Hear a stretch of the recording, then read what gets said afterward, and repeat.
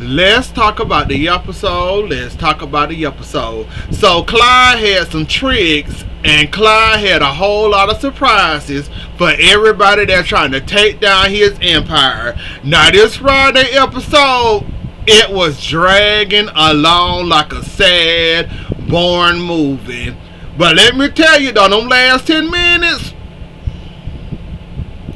I'm glad I sat there and watched it. You know, I was sitting there like, where's the good stuff? It's something in here I'm gonna be missing. If I turn this off, I'ma miss something, and I'm gonna be pissed at myself for not being patient and fast forwarding to the good part.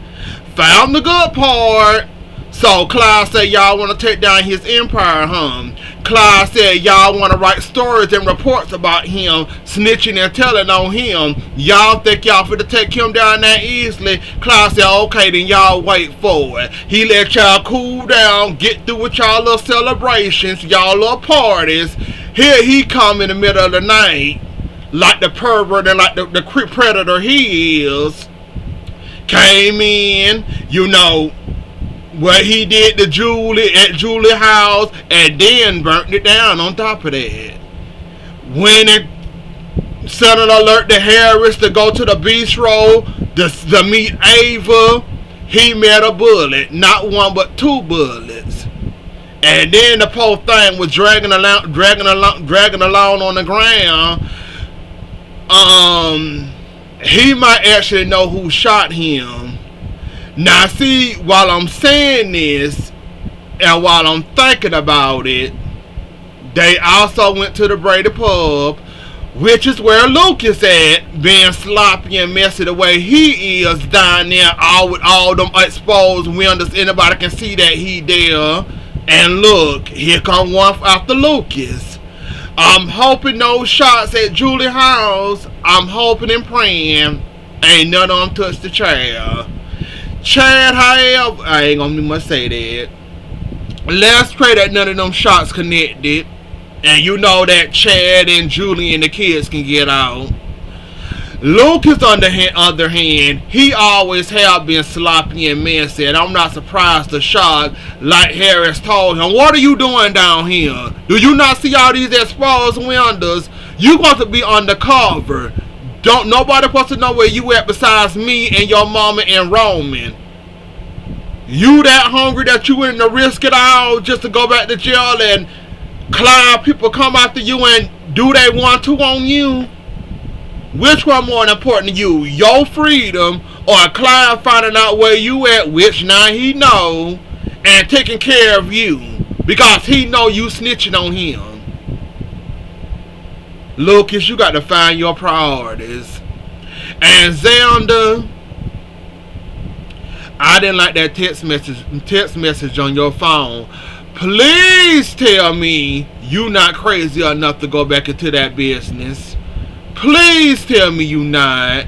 I'm hoping and praying it's a coincidence that somebody had on the same colors as you or somewhat a jogging suit on. I'm hoping and praying that wasn't you when it came to Harris. Or it wasn't whoever. I'm hoping you wasn't involved in this shooting mess while you and Sarah was about to have sex, and then you went running out talking about something you got to go for a jog. Any other time you be giving Sarah sex what she want. Now this time you running out the door like you a little scared grown man or something, and you scared to have sex for the first time. So I'm hoping and praying, Xander, you're nowhere involved in that. John, we know you struggling right now. We know you going through some things right now. John, why would you let that man get the upper hand? Why are they all experienced people getting hoodwinked and getting twisted around and manipulated? Where is all this old and good experience y'all have? You should have known firsthand ain't nobody gonna come at you like that, and as soon as you saw it was a setup, you should have turned your little happy butt around and went right back home. Why you sat there entertaining Constantine, I will never understand it. Y'all give him too much of y'all time and y'all energy. That's why now he is winning and y'all sitting up there looking like fools, trying to stop him. You done told on yourself yet again, John. Steve, you keep on telling on yourself at this point. Where's this old experience and old history where y'all know when y'all getting set up when something doesn't seem right, something seen out of the ordinary. You see the situation happening and you don't go away. You done let this man put you in a trance and hypnotize you, got you about to blow your own brains out. So basically, Constantine gonna end up winning, and John and Steve gonna end up looking like a fool, and he might fit to get Maggie money. That's what it's coming down to at this point, because I don't see Steve nor John stopping Constantine at this point. Look like he winning, and y'all sitting up here trying to find and figure out ways trying to stop him. When all he doing is holding a card and John turned into a robot and a zombie about to blow his brains out and picking up trash cans. I'm like, what in the hell is going on here? All it took was a card, huh? And you like this, a zombie, willing to come and telling you to pick up. I'm like, y'all ain't gonna never get rid of Constantine, and if y'all get rid of him, trust me, y'all ain't gonna get away with it that, you know, quick and easily, because this man got something over y'all. He wanna know who the pawn is, and I'm beginning to think at this point it was John, and he shot his Katarina. John, get it together. Now, Alex,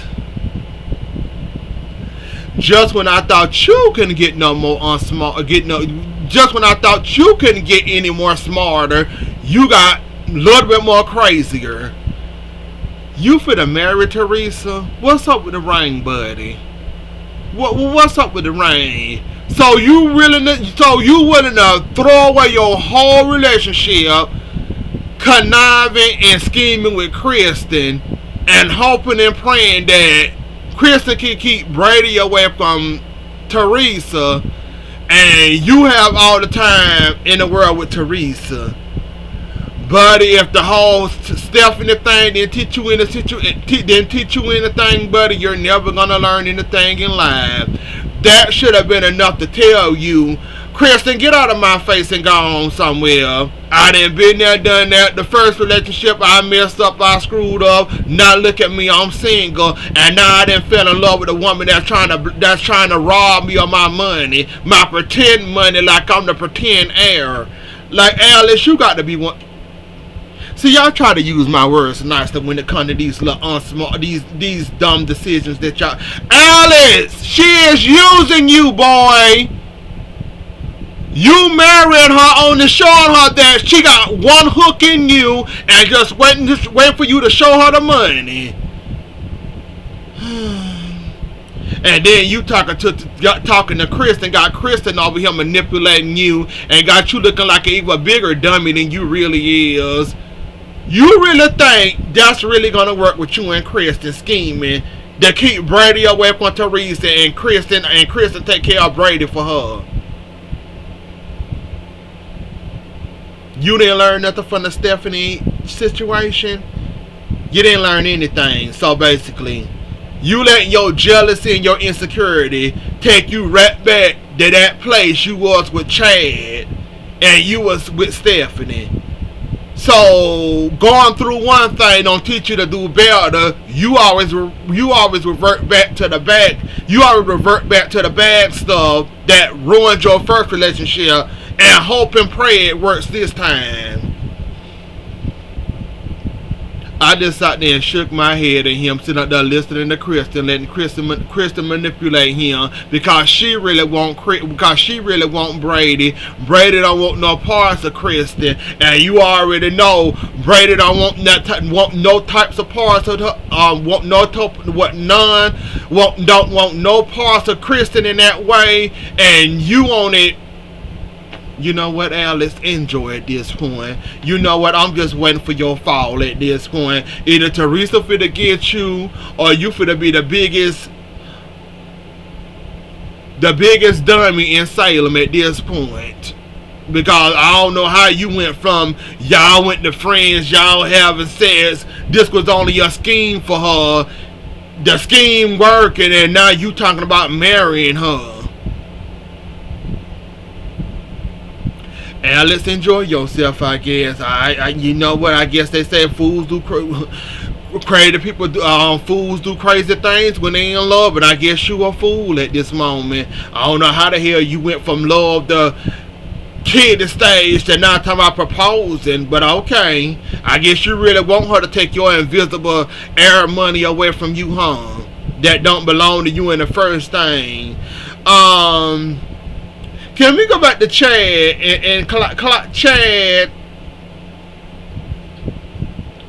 You already know how Clyde works and how Clyde operates. You already know Clyde has no problem at all going dirty and doing low blows at nobody. In fact, he'll tell you he don't mind throwing low blows and insults at you, even if it is your dead wife. Now, why would you go in there taunting Clyde?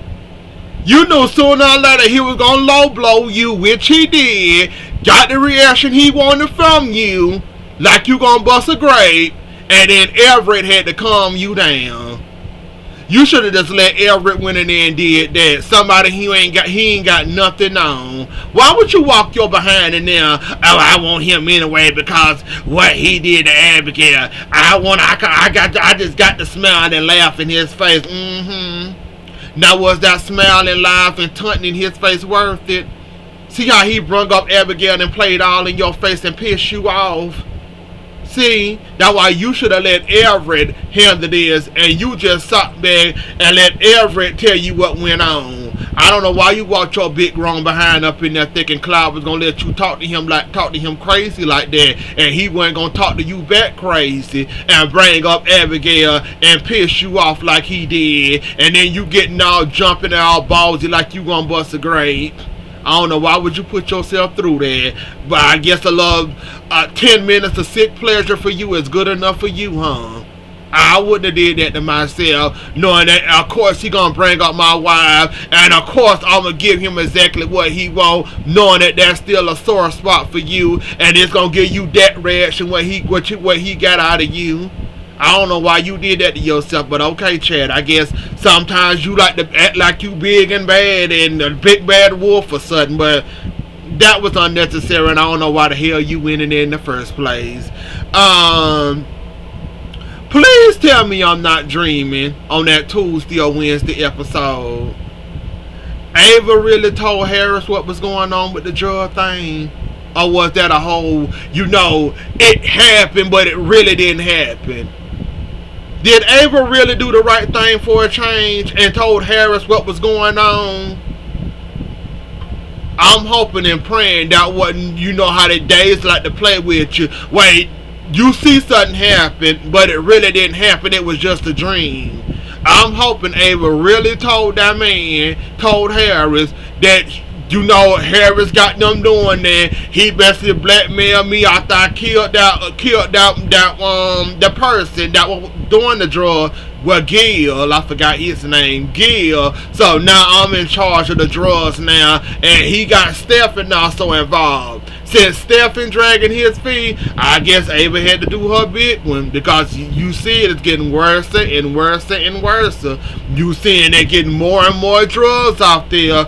They taunting, pissing Clyde off. So Clyde had to show out for us on the last 10 minutes of the day's Friday episode. So it's only going to get any better, and I hope that wasn't no dream, and I hope Ava really told Harris what was going on. Probably the reason why he got shot, so it probably was real, and it wasn't no dream episode this time around. So EJ, while you sit up there laughing and picking at Stephen about the drugs in Salem, Mr. DA, it's your responsibility to report any crimes that is happening in Salem.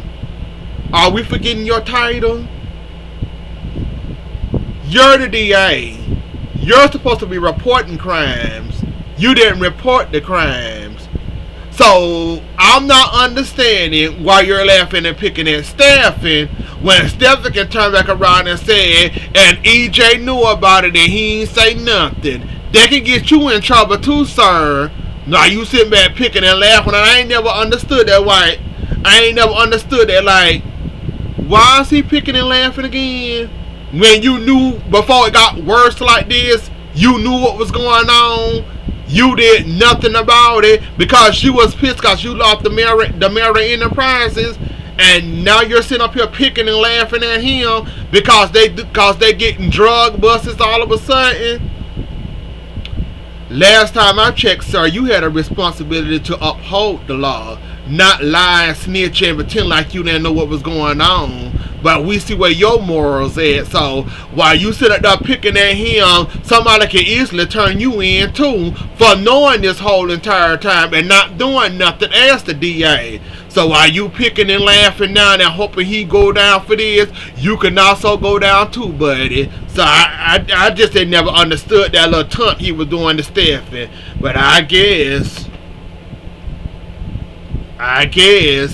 whatever floats his boat. I wouldn't be there picking and laughing too hard, knowing that this man got dirt on me and knowing that this man basically told me what's going on. Can you please help me? And now the drug buses is happening, and now it's getting closer and closer to home. And now all you can do is sit there and pick and laugh at it like you can't get in trouble too. But I guess this cancer thing for Paulina and Abe, is it turning into a blessing for them? Because all I'm seeing right now, yeah, she got thyroid cancer. Yeah, she going through the motions. But it seemed like she got this and Abe can't stop being around her. You know, having sex with her, being around her, kissing her, telling her I'm not going nowhere. So was this cancer thing, this thyroid cancer, a blessing for Paulina? Because if we go back, Abe barely want to spend time with her, barely want to deal with her, and all of a sudden he's starting to move a little bit closer to her. And now he want to be there with her and always be around her. And now they having sex, helping Johnny and Chanel with their wedding. It's just like, this was a mini blessing for Paulina at this point, because now she can't get rid of Abe, which she wanted anyway. He don't remember her like that, but like he said, he don't mind starting over and, you know, making new memories with her all of a sudden. And it's like he happy to be around her now all of a sudden. So even though she see it as a negative, I'm seeing it as a positive. You got your man. Your man can't stop being around you. This is what you wanted how many months ago, and now you're finally getting it. I think it was a little mini blessing for Paulina, and it was the way to bring them together this. Even though she gonna beat it, but it was a blessing to bring them back together. So I guess job well done, I guess. Or this was a good blessing for her, even though it had to come in that form. This was kind of a blessing to bring them together. But anyways, though, y'all, that was the episode. Don't forget to like, share, comment, and subscribe. I'll see y'all later. Enjoy the rest of y'all night. Have a good weekend, and I'll catch y'all later. Bye.